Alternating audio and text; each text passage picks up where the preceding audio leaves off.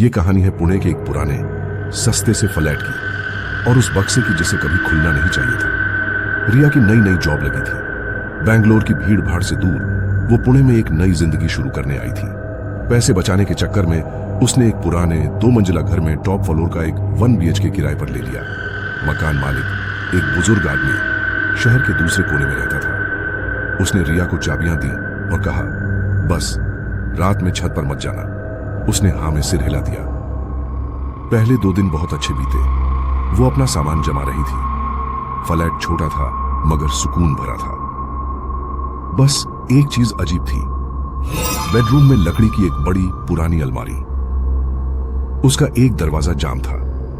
रिया ने सोचा कि वीकेंड पर उसे ठीक करवाएगी। तीसरी रात थी। रिया ऑफिस से थक कर आई थी।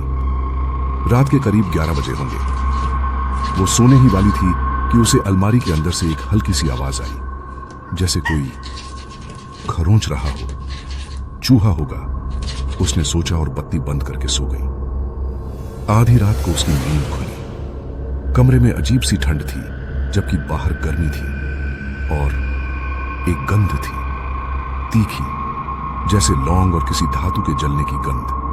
वो उठी, बत्ती जलाई। सब कुछ शांत था लेकिन वो खरोंच की आवाज फिर से आई, इस बार ज्यादा साफ। अलमारी के उसी जाम दरवाजे के पीछे से रिया की हिम्मत नहीं हुई। उसने अपने कान तकिए से ढक लिए और जैसे तैसे सुबह का इंतजार किया।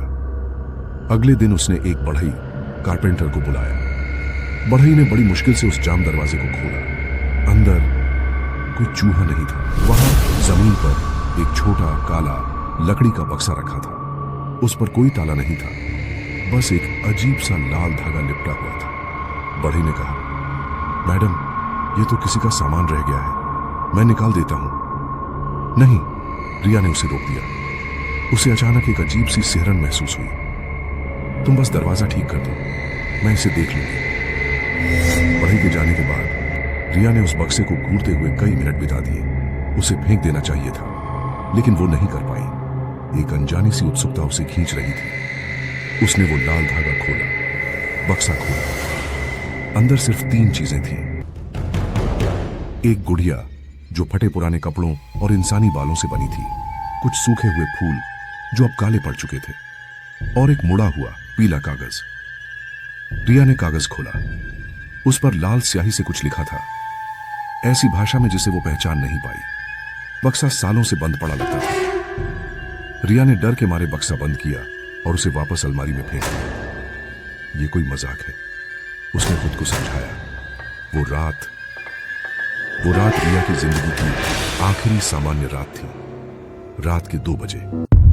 कमरे में वही गंध, लौंग और जली हुई धातु की, इतनी तेज थी कि सांस लेना मुश्किल हो गया। रिया की नींद खुली और वो जम गई। कोई उसके बिस्तर के पास खड़ा था।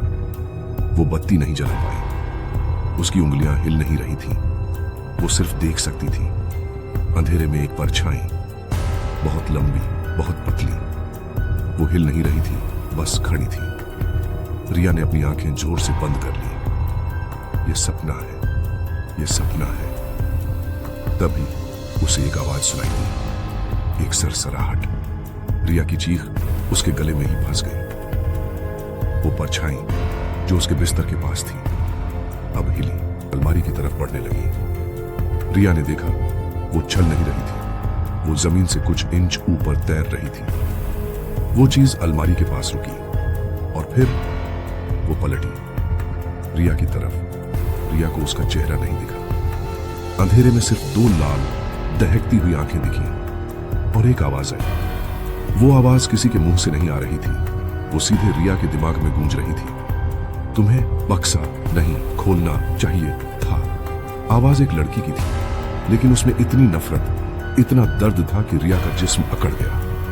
अब जो मेरा था वो मैं तुमसे लूंगी। रिया को महसूस हुआ कि वो बिस्तर से उठ रही है। नहीं, उसे कोई खींच रहा था। एक ठंडी, ना दिखने वाली ताकत। वो चिल्ला रही थी लेकिन कोई आवाज नहीं निकल रही थी। वो हवा में घिसटती हुई अलमारी की तरफ बढ़ रही थी। अगली सुबह जब रिया ऑफिस नहीं पहुंची तो उसके मैनेजर ने उसे फोन किया। फोन बजता रहा। 2 दिन बाद पुलिस दरवाजा तोड़कर अंदर घुसी। फ्लैट खाली था। रिया का फोन, उसका पर्स, सब कुछ वहीं था। रिया नहीं थी। पुलिस को बस एक ही अजीब चीज मिली। अलमारी के उस छुपे हुए हिस्से में जमीन पर वो काला बक्सा खुला पड़ा था। सूखे फूल और वो पीला कागज बाहर बिखरे थे। कहानी खत्म नहीं होती। उस मकान मालिक ने फ्लैट फिर से किराए पर दे दिया। कहते हैं आज भी उस फ्लैट में रात को अलमारी के अंदर से खरोंचने की आवाज आती है और कभी कभी लौंग और जली हुई धातु की गंध। तो दोस्तों, आज का हमारा ये हॉरर पॉडकास्ट स्टोरी आप लोगों को कैसा लगा कमेंट करके बताओ, और वीडियो अगर अच्छा लगा है तो एक लाइक कर दो और अपने दोस्तों को भी शेयर कर दो, ताकि तुम्हारे साथ साथ वह लोग भी हॉरर स्टोरी के मजा ले सके। और हाँ दोस्तों, जाते जाते चैनल को सब्सक्राइब करना मत भूलना, और हाँ, बेल आइकन को ऑल पर सेट कर देना, ताकि वीडियो अपलोड होते ही सबसे पहले नोटिफिकेशन आप ही के पास पहुंचे।